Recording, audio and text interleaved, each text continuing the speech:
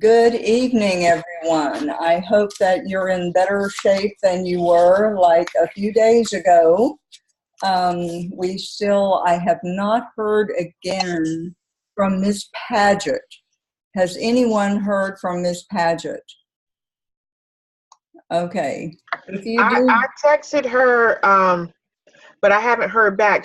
We texted earlier, maybe over the weekend, uh-huh. but I texted last night to see if there was anything I could try to send or whatever, and I haven't heard back from her yet. Okay, I think just any encouragement she can get. She's just a really, really good candidate, and I don't want her to get discouraged. We will lift her up if she'll just hang on. Just tell her, hang on. All right. And Dr. Tillman, Yes. in my group, Candace Bohaktik, I think is her name. Uh-huh. I think she's flooded out and really just got cell phone use today. For the first time in a long time, and her computer she can't use a computer at all.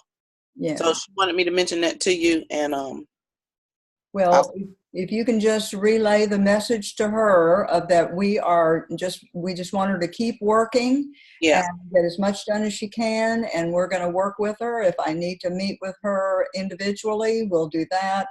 Okay. I just don't want people to get discouraged. When I told her. you get through this, folks, and you start interviewing for jobs and people find out that you're one of these people and you just kept on trudging, they're gonna know something about you, and it's gonna be really good.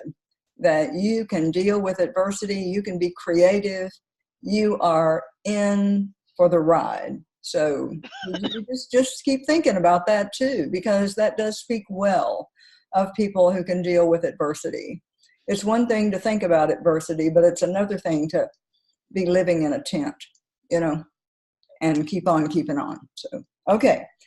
I just want to make sure everybody knows that you still have those hours, but we're going to see what we can do about, hopefully when you get back, there's going to be so much work to do that principal is going to put you to work and you can just get all the hours you need. Okay. So don't worry about those hours. Before we begin, every time I think about it, I was going to talk about tracking changes. When there's a reason I do that. I don't want to go on to Blackboard and write things like, you need to work on noun-verb agreement. You have several dangling participles, and you left out a whole section of your review. That really doesn't look good for your professional self. And so I'm trying to help you figure out what you need to be doing before you put papers up on Blackboard. And I will tell you, I only do this first semester.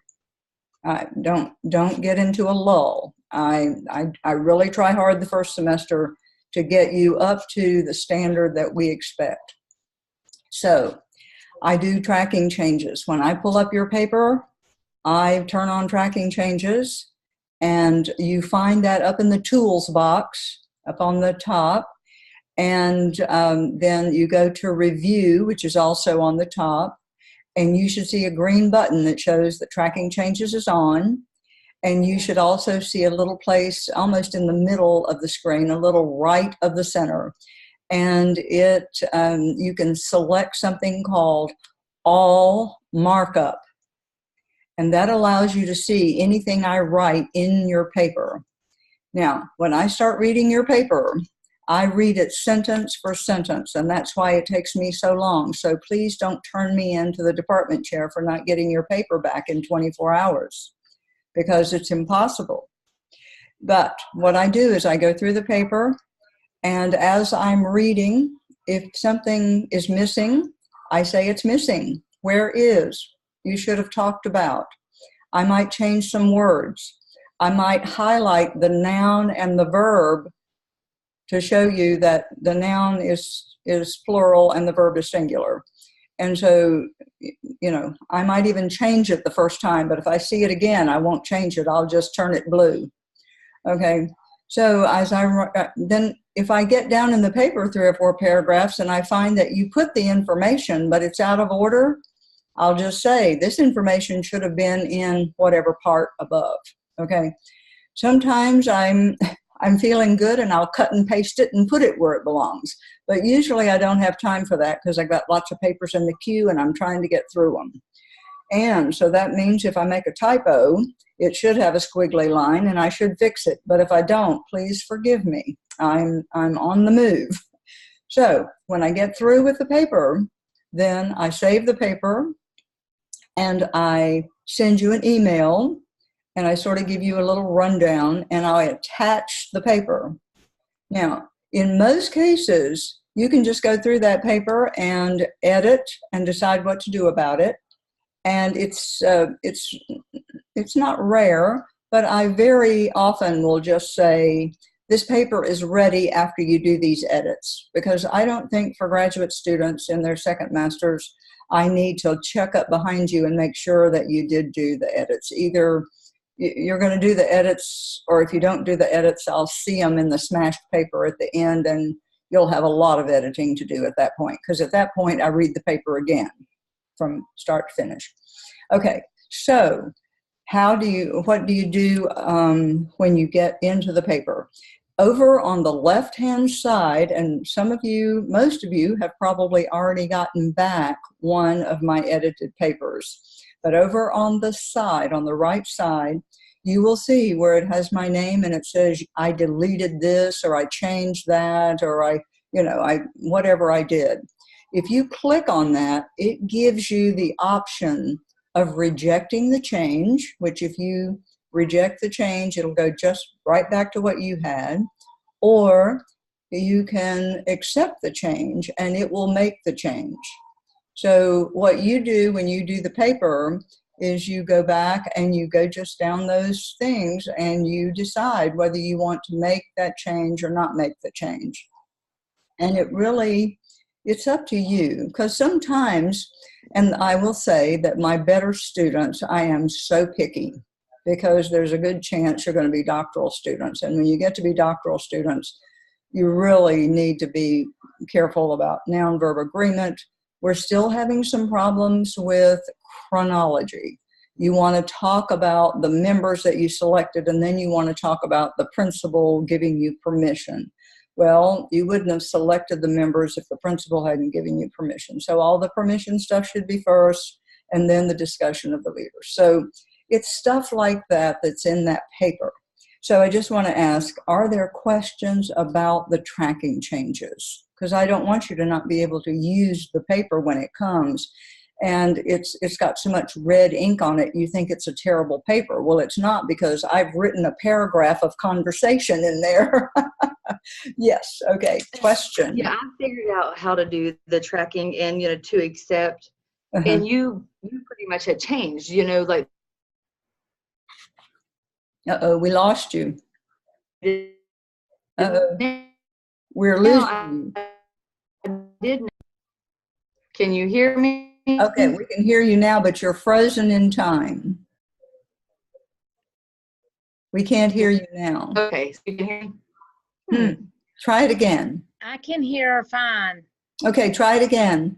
Okay, so on the tracking changes, like I made some changes too. Then over on the left side, there's still like a line. So does that mean, what exactly does that mean? Okay, anything that has been addressed in the paper, there'll be it'll just mark it on the left.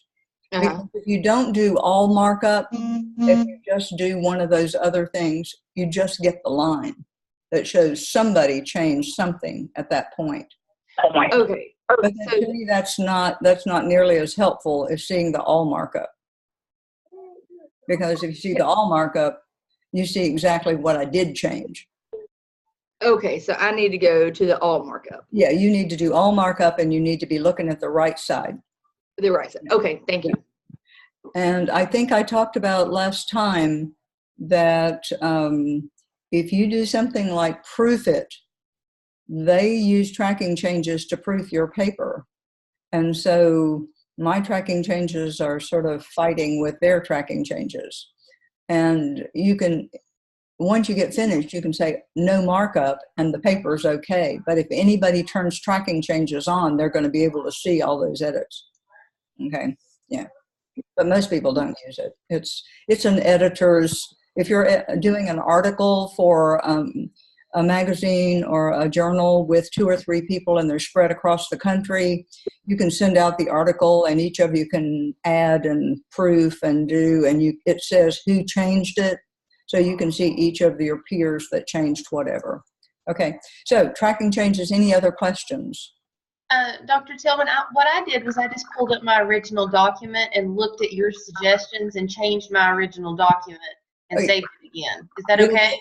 Well, that's fine, but it'll sure be a lot faster if you use the accept change. Okay, and then I just download it again. You don't even need to download it back to me unless I said make the changes and resubmit. If I say resubmit, then you need to go back in Blackboard, resubmit it, and give me a note that you have made some edits and would like me to see the paper again. I am not rereading these papers unless I had specifically said resubmit. Okay. And then, but you're not, then doesn't it eventually go back to Dr. Todd into the Dropbox? Yes, Dr. Todd wants it in her Dropbox. So it won't go automatically. We will need. Oh no, you have to put it in. Both of us have independent shells, and so what you do in her shell is sometimes different from what I do. What I do is I'm trying to get you one final document to put in your portfolio. Mm-hmm. She is not concerned about your portfolio. She's just concerned that you are doing the paper at whatever level and that you are following the process of peer review, editing, and submitting. So after you've done her changes and you've done my, then it should come to me. When you give me that paper, it should be the best it can be. Okay? And if we get out of sync because of the hurricane, that's fine. But I'm eventually hoping that the papers are going to get better and better as we go along and learn the process. Okay. Okay. Any other, did that help? Yes. So we put them in her Dropbox. And will she comment again? I don't think so. No. Okay. We put it's just a place to store it, so she knows that it's out there. And then we put them in your. After I have it in my Blackboard where you have a task for review, review it. I'll send you changes. Right. I will tell you what. And you don't need to, unless I say in the Blackboard comment, there's a little comment. And if you'll notice, that comment is pretty small, especially compared to what I give you in the tracking changes. But make sure that if I say resubmit, you do need to resubmit it because I want to make sure it's right before you start building onto it. Okay. Yeah. All right. Okay. Other questions? Yes. Can you hear me? Yes. Okay. Where are you talking about as far as the markup thing? I'm It's at the top of the page. It's at the top of the page. It says review, and if you click on review, you see a green button that says tracking changes, and just up a little bit and to the left, there's you will see where it says, it gives you the option of no markup, I don't know, limited markup or whatever, and then all markup. Okay, thank you. Okay, let's move on because we've got a lot to do. Okay, office hours. I'm asking you to consider coming to office hours because we've had a great voluntary group that has said, when they were talking about their peer reviews, they were talking about the technology requirement for task 3. And they said, a couple of them at least, I know for sure, 2 of them, one is in a brand new school that has lots of bells and whistles, and so they have a lot of technology. And the other person is an instructional facilitator, who has, you know, a little bit more time to be looking for those strategies, a little more professional development in that area or so.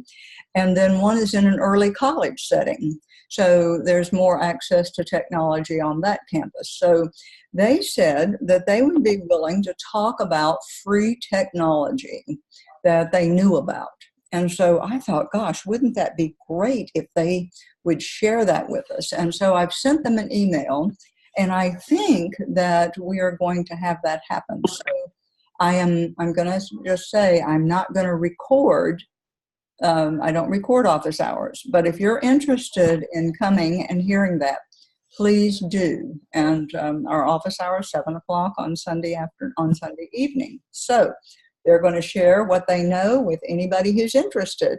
So if you have ideas of a free technology, no matter what content area, come and share, because sharing is really a good thing. And if you share, then, you know, everybody benefits, and you can just have I said it was going to be a tech fest. So just come and join the tech fest. Okay, so that's all about that. Now it says from Kelly James. Okay. APA is not coming along the way I would like for it to be coming along. I'm just not sure what to do with some of your APA. I think it would be a good topic for you for one of your Zoom sessions. Maybe you could even divide up all the different kinds of situations that you run into a lot. Things like pulling stuff from online, what to do about just all different situations that come up that you're not sure what you should be doing with it. And I just say you need to divide and conquer that monster, because you're going to be writing these papers. Every one of these 6 major projects, you are writing massive papers. And you don't want to get into a doctoral situation and have the professor find out that you don't know APA, because they are liable to just really give you a hard time about that. So I'm just saying, master it now. And it is not hard, because a couple of things that just kept happening over and over, I went out just to see what would happen if I Googled it. And all I had to do was ask, what do you do about, and I just listed what the problem was. And I tell you, up comes exactly what you're supposed to do. So when I see it wrong, I know that you didn't try. And I want you to try, and try hard, so that we can get that right. For example, things like article titles. This is an article, you know, within a journal, say, or chapter titles, or web pages. All of that is supposed to have quotation marks around it. Well, then if you go to periodicals and you talk about books or reports or brochures, those are in italics. So you need to become familiar with what APA requires. And figures are numbered, and appendices are lettered. So I'm seeing all these kinds of problems, which tells me you're not looking. So heads up and look. In the research section of any of the papers you write, if it's the research section, how can you write a paragraph that doesn't have a citation in it? If you're reporting the research, you're supposed to cite the research. And if it's something that's common knowledge, it shouldn't be in the research section. Does that make sense?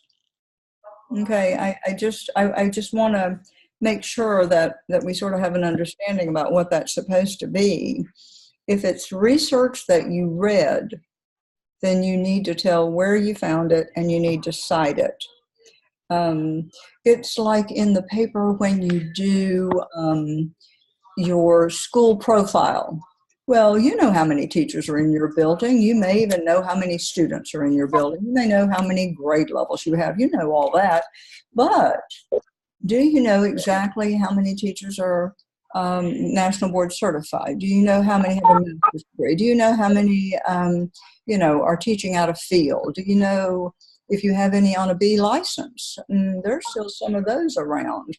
How about teachers that might be, getting a license because they are troops to teachers, that kind of thing. Well, you got that information from someplace, and you need to cite where did you get the information. Okay, so be cognizant that you need to cite it if it's not common knowledge or you didn't observe it and it's in a research section of the paper. You just need to cite it. Okay, all right. Any questions about citing? I'm not answering questions about citing, but any questions about what you can do about citing? Yes. I'm like the process manager for SIT.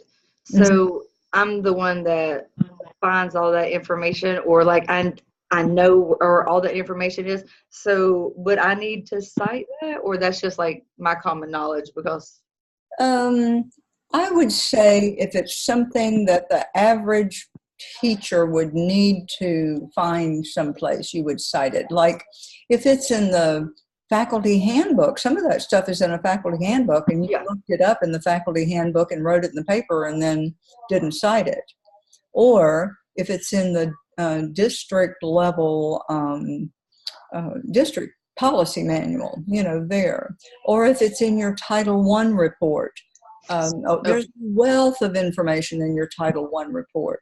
Did you get it from the North Carolina, or the South Carolina website? Just tell where you got it. Okay. Yeah. And if it's a direct quote, remember we put the page number. Okay. Miss Brown, she was just praying. That's it. She was just praying. And that's what we do a lot. I do a lot sometimes.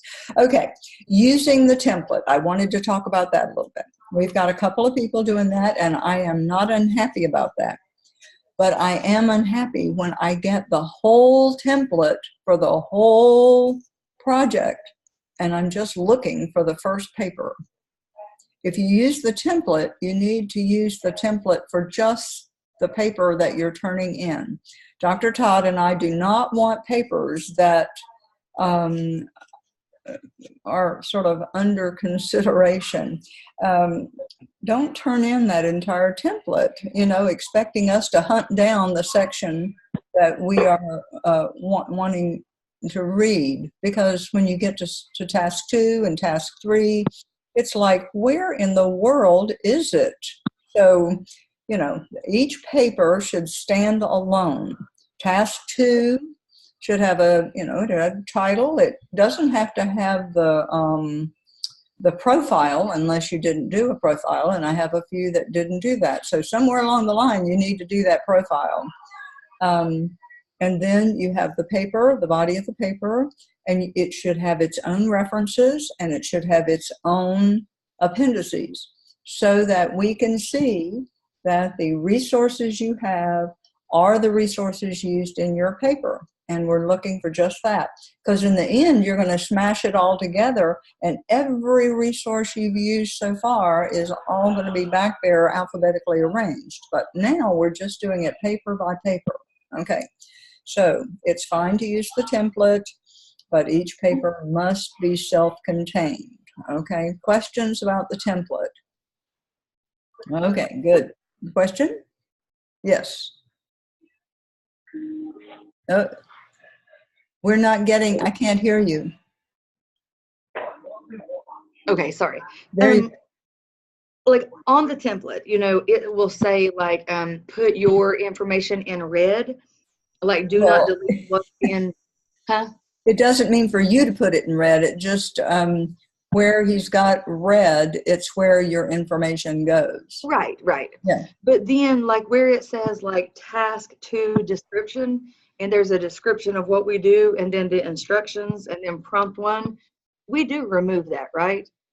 That's up to you. When he sets the quota for turn it in, Mm-hmm. he will he'll set that based on the amount of data that would be duplicated if you left it in. Okay. Yes. So the answer is yes, you can leave it in, but everything has to be pretty clear. Okay. Okay. All right. So anything else about the template? I just want to get that out of the way. Okay. Task 1, it said task 1 is supposed to be due.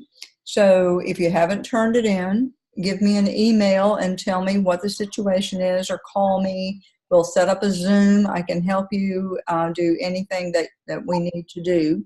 Task 2 papers can start coming in as soon as they've been through the process. And you know that we would be very excited if you were using Zoom at this point to meet with your teams, because then you can use that as one of your technology demonstrations, that you have competence in Zooming, and you know that's a good thing. So feel free to do that.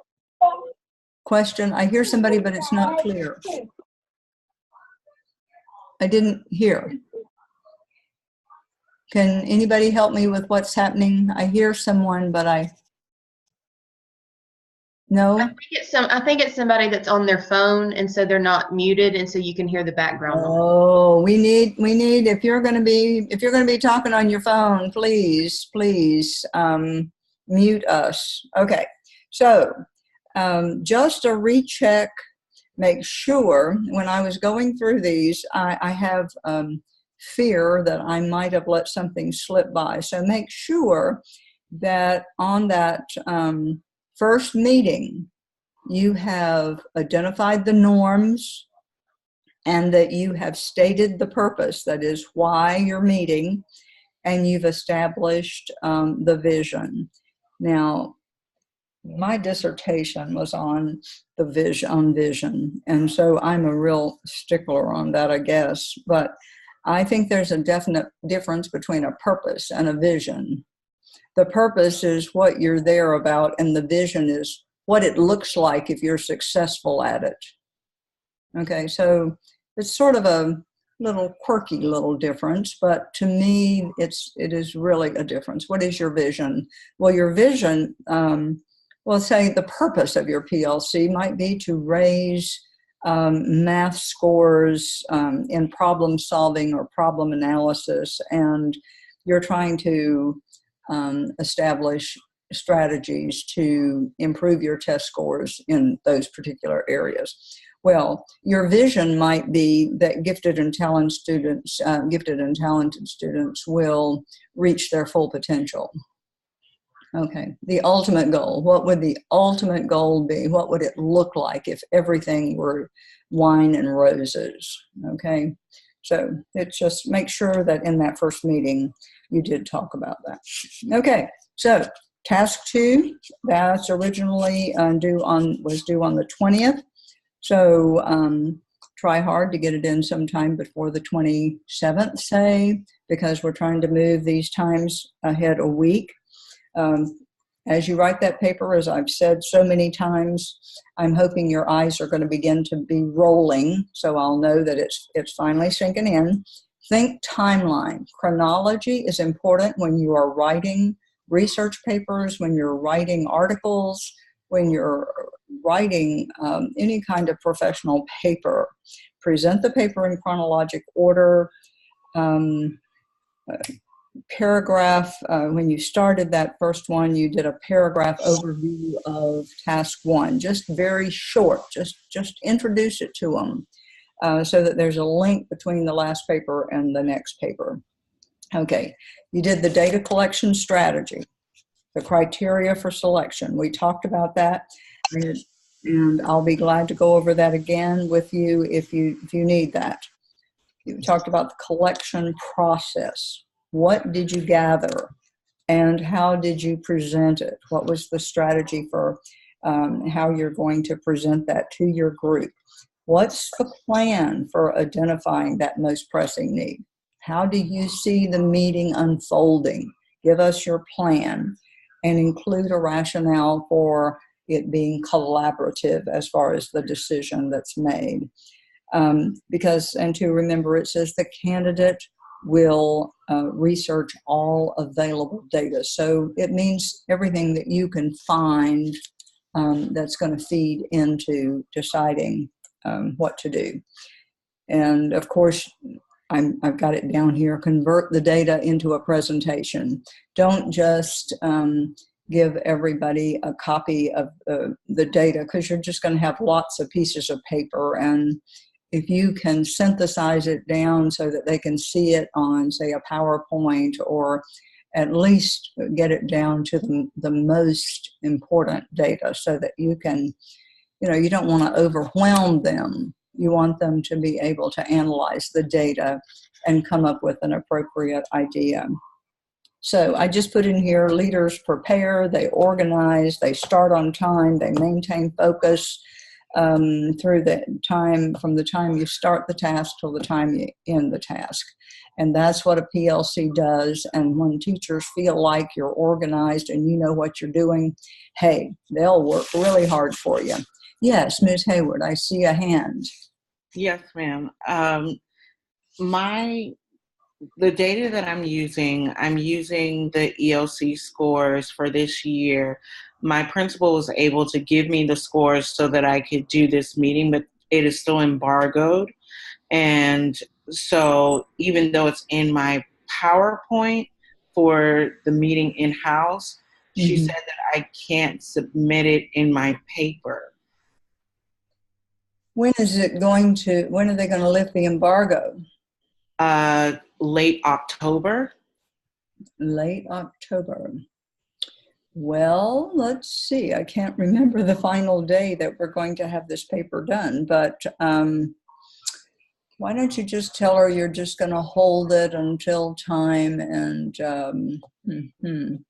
well, you're going to present the data in a PowerPoint. So can you give the teachers a copy of the PowerPoint?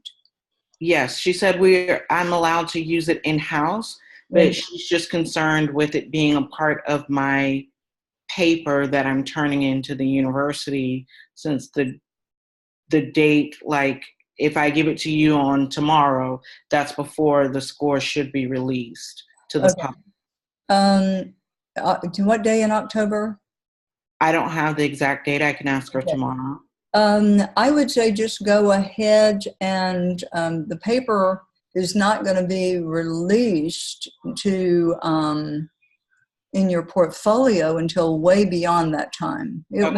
It'll be, I think it will be considered in-house until it goes into TaskStream, which is where your portfolio is.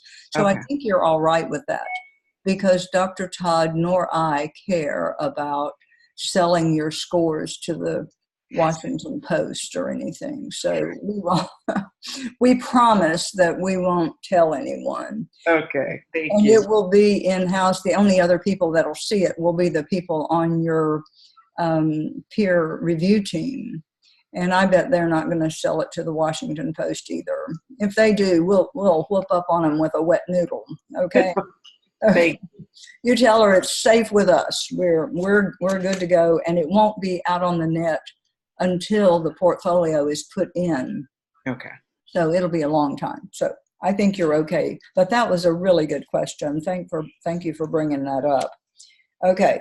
So I guess the question, once you've analyzed the data and you're just going to use all that data you can find, then you identify the problem. I can't tell you how many Task 1 papers I'm reading where you've already decided what the problem is and you've gone ahead and solved it. You just need, this is what we need to do. Well, you just can't do that, because the whole process that we're trying to get you to follow meticulously is that you have to use the data, and you can't identify the problem before you present and analyze the data. And I'm reading a paper right now where the person has decided what this is going to be, and they're just telling me that this is what's going to happen. And we don't know. That may be what happens, but we have to analyze the data first, and in task 2. And then when you determine in task 2 what the problem is, oh my, that's my phone. I am so sorry. You then can talk about what you're going to do about it in task 3. Okay. And make sure when you do the data, this is not a data dump. Don't just give us, just enough to baffle us. We want only what is appropriate. And you don't have to attach the whole data set into the appendix. All you need to do is cite the data where you use it. You'll be citing it in the narrative, because you're going to do the narrative, and then you're going to put the figure to show the data that you have cut and pasted. And in the narrative, the first time you mention it, you're going to cite the source. And the source then will be referenced in your reference page. So that means that the advanced ed in South Carolina, for example, would be in the reference section one time, but it's going to be referenced probably several times in your narrative, because it'll be on different pages, or it'll be different things. So the citing every time you use the data in the paper, but the reference only once in the back, in the reference section. Is that helpful? But not a data dump, and you don't have to attach the whole thing. And the reason you don't want to attach the whole thing is that is a lot of data. And if you do that for 6 different projects, you're going to have a monster of a data set at the end to put in, and you're not going to be able to get it in your portfolio. Okay? Because a lot of this is going to come in 6. You're going to compile a lot of this stuff together. And so if you've just attached the data set in each of these big projects, in the end, if you're not careful, you're going to show all these data sets over and over. So you don't want to do that. Okay. Now, let's see. You've established the most pressing problem, and you're going to prioritize those. It may be that you're saying you want to work on English. At the high school, the end of course tests are really bad in English. So you're saying, okay, we're gonna work on those. Well, maybe the social studies, maybe there's some stuff there. The U.S. history, maybe that's really not doing well. Maybe there's other places that things are not going as well. But you choose. But after you do the data, don't choose the problem before you do the data. I don't know how I can say that any other way, but I'm reading it on a daily basis where it happens. Okay, and you're going to record the session. And of course, if you do it a Zoom session, you've got it recorded, right? And some of you are just doing it recorded with the camera there in school, and that's fine if you are blessed to be able to get back to school. If you meet together, you can do a picture, a photo, and do that. Do your agenda. Make sure you show the agenda, or the agenda plus notes. Some people do that. They have the agenda and then they've plugged in the notes of what was discussed. That's good. So just making sure you have evidence that it happened. That's the main thing. Okay, any question about that? Dr. Tillman, I've got a question about the video.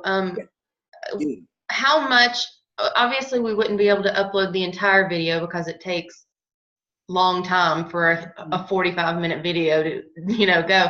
How long does the part that we upload need to be, and do we just need to be picky about which part we do?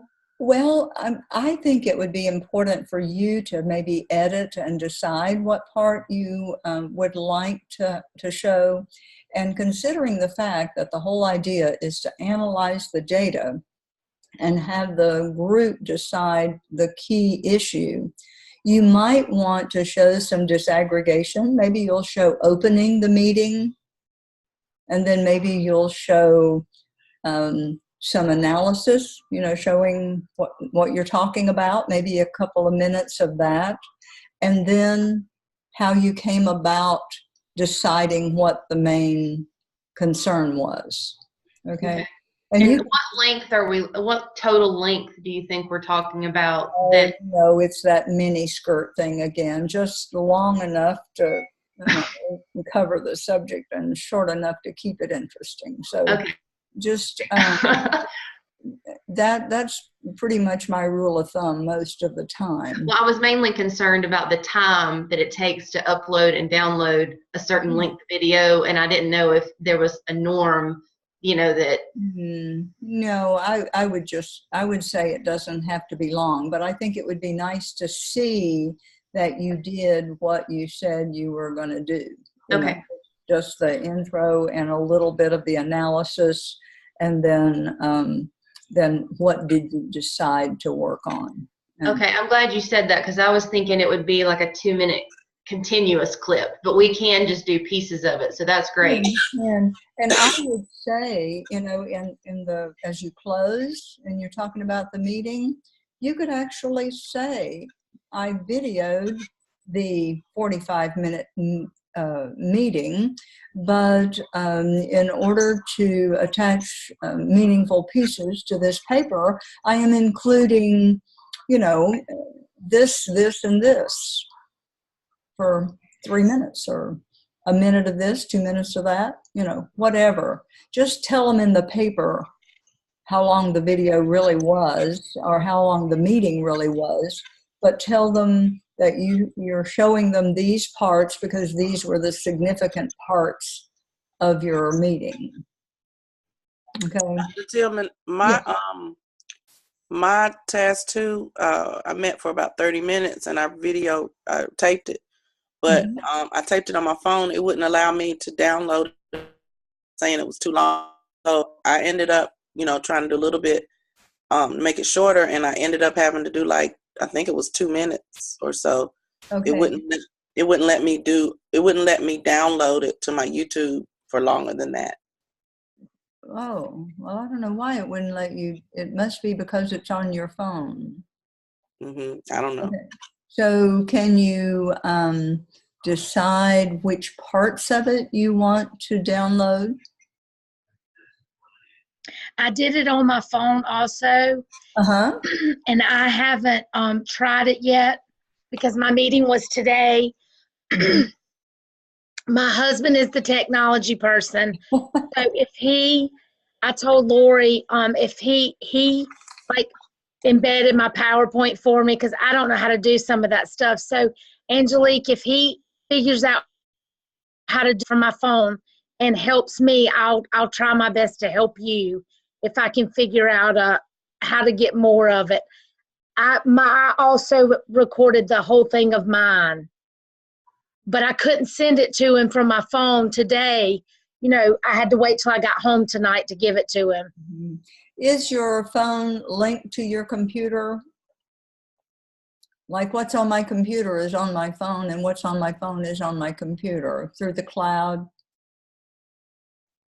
Well, it'd have to be hooked up as long as, It's not I have to Wi-Fi. hook my phone up to the computer in order for them to talk. Okay, so you might be able to download it and then be able to massage it on your computer. Honestly, I just give that stuff to my husband. Well, you look over his shoulder because we want you to learn how. Okay, well, if I have to put him on, I will. He is my APA manual. I see. And he He is my APA manual, and he is my technology person. Well, you have Listen. him coach you. Don't just Okay. depend on him forever. But I told him this degree would have my first. He tore my taster, Tillman. Well, if you get that figured out, that would be a good thing for you to bring to the Sunday Data Fest, Okay. our little tech fest. And Okay. Angelique, I was just going to mention what I did I recorded mine on my phone also. And what I did was I uploaded it to my Google Drive. And then when I got home, I took it from my Google Drive onto my computer. Well, And then I was able to edit it. So I never, because I don't hook my computer and my phone together. So I just uploaded it to my Google Drive and then downloaded it when I got home, and I was able to edit it that way. all right. Lori, what was the website he gave you guys? It was, hang on, it's right here. If you want to do videos, this is the site. He said only use this site, but I can't remember what it was. We gave it to my Zoom group. I'll put it in the chat. I'll look for it and I'll put it in the chat. If not, we'll bring it Sunday. Okay. That's good. I think if you just bring it Sunday, we'll just have a great tech fest. I think that will be great. So that's a good thing for you to bring. All right. Other questions before we move on?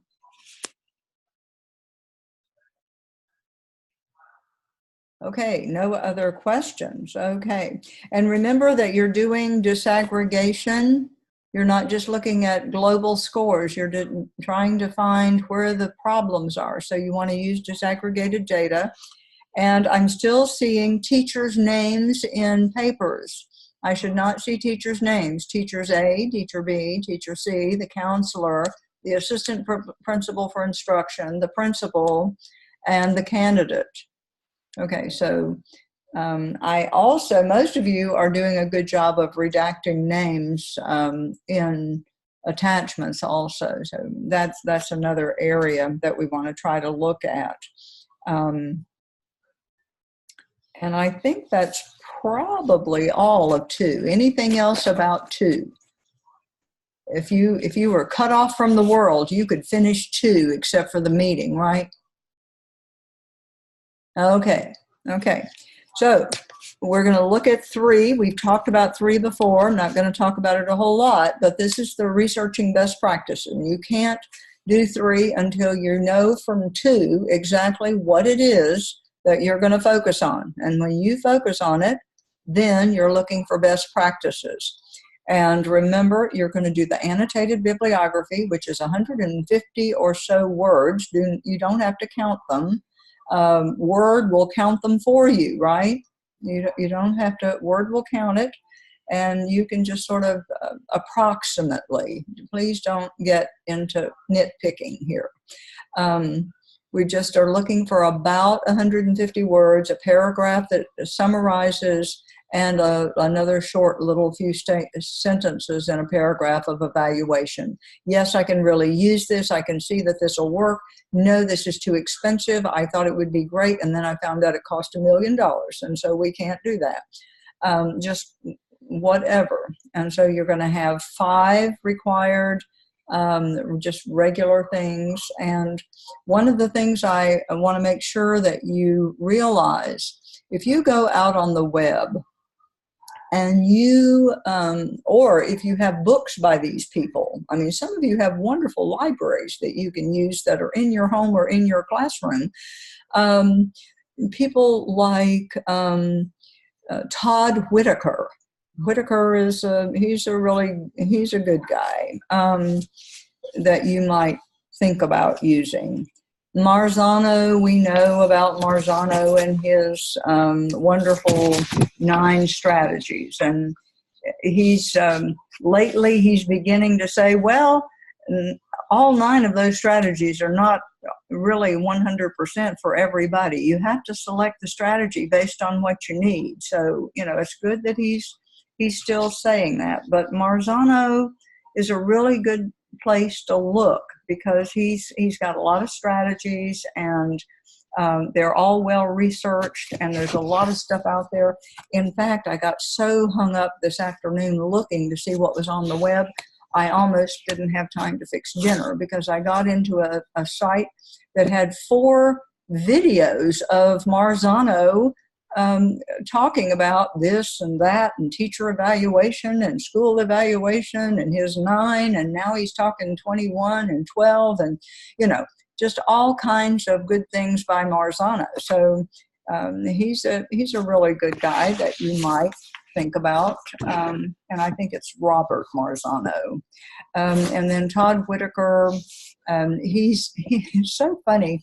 He's into effective teaching strategies, and he loves the number 7. He's forever doing, 7 things you can do to be a more effective teacher, 7 things you can do to be a more effective administrator, 7 things that every classroom teacher should do, So just check him out.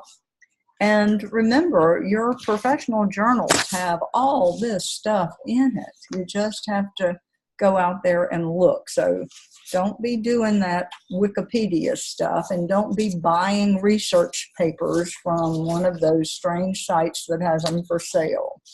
Heavens, that's just a waste of your good money. So, and Dr. Tillman, can I ask a question? yes. Okay, my focus is literacy, and I've been looking at Jennifer Saravallo's book on lessons for literacy. Is that something that I could use it's like a book of lessons for strategies to help with? Is that something I could use in my bibliography? It would be. I just didn't know if I was on the wrong track with that or not. Well, am I correct that that's where they actually develop lesson plans? Is that? No, there are no lesson plans. They're just little lessons to like if this is the problem with the kid is having, then you need to do this. If this is a problem they're having, you need to do this. That kind of thing. Well, I'm thinking that that's not quite as good as some other things, simply because we want to find strategies that can be used with a lot of different situations. And so I think that's why people gravitate toward Marzano, because what he talks about are things that can go across research areas. It doesn't matter what you're researching. His strategies tend to be something that you can use. But I think, sometimes they'll say a teaching strategy is having the classroom well organized. Okay, well, that's true, but applying that to instruction is a little more difficult. Whereas if Marzano, if he's saying one of the things that's really good is to do summarizing and note-taking, well, it doesn't matter what you teach. You can have kids summarize and they can take notes and they can summarize. And they can use graphic organizers to take notes and to summarize. They can use a lot of different strategies even to do that. But a global strategy is one that's much easier. And it's something that as an administrator, those are easier to implement and to monitor. And so that's one of the things that you're looking for. Homework and practice, making sure that that kids have direct instruction, they have guided practice, and then they have independent practice. And that's something that as an administrator, you want to sort of look out for teachers that don't have time to finish the instruction and then to try to, quote, catch up they have the kids go teach themselves and try to do it at home. And they do the 10 examples you assigned all wrong. And so it's embedded in their little sweet brains how to do it wrong. So we want to make sure, see, that's that chronology thing.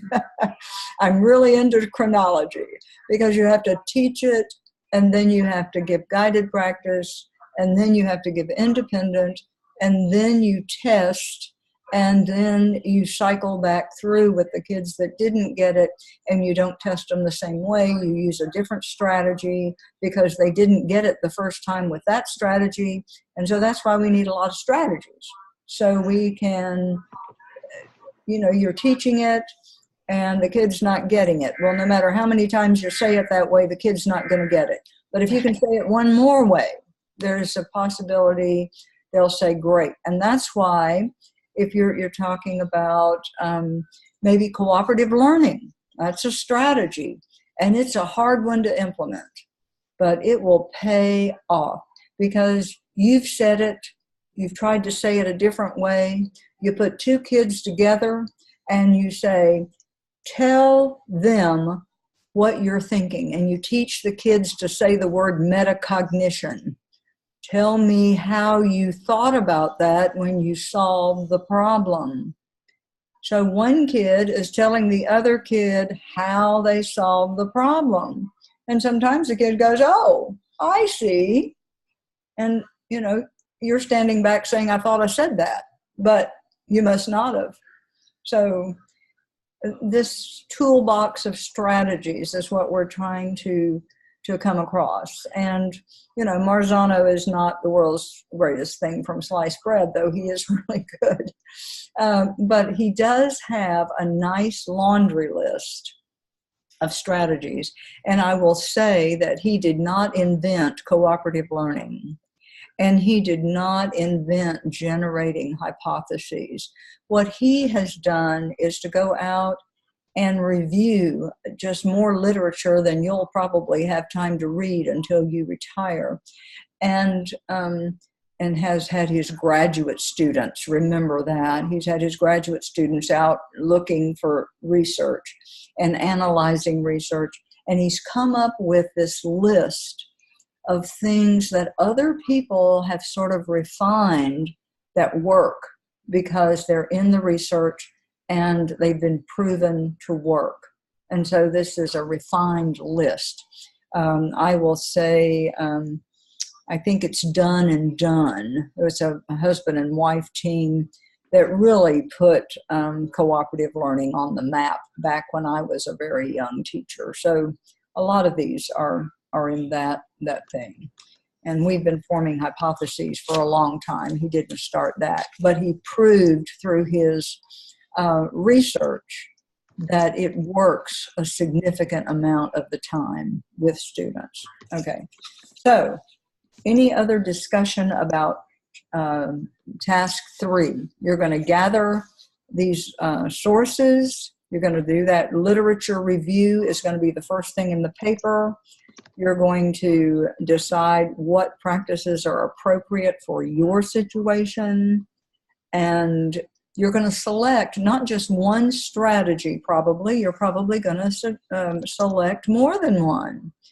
And you definitely are going to use some that are technology-based. And that's what you're coming Sunday to share, is what are some of those free things that you might do. And I hate to say it out on here because I know I'm being recorded and I'm probably going to pronounce it wrong, but there's something out there called, I think it's called Plickers. And it's a math. Oh, Miss Brown is shaking her head. Is that correct, Miss Brown? Yes, ma'am. I use it as a quick assessment for my biology students. It's real easy, and I'm willing to share that on Sunday. Mm-hmm. And it's free, isn't it? It is. It is free. You want this thing. This is a wonderful thing because she can check understanding just like that in time, right then. Mm-hmm. So it's an interesting thing, and I I didn't use that. It wasn't available when I was teaching, but I learned it from a student. And I thought, what a marvelous thing. I need to take a time machine and take some of this stuff back with me, because I would have just loved to have used that. So that's probably a student that can't get online, but I can't do that now. Okay, so you're going to bring those best practices to Sunday. And the only other thing on task 3 is that you're going to have to talk about the anticipated best practice impact. What do you think it's going to do for your school? Okay, and so you're going to use some demographics, some graphic organizers with that. And then you're just going to have that little paragraph that links it right on to 4, and you'll be through with 3. Questions about 3? I'm still not sure what you mean when you say a literature review. I mean, I understand the annotated bibliography, and I've done one of those before, but I don't see what the connection is with a literature review. Okay. Let's say that you read something about Marzano's 9, okay?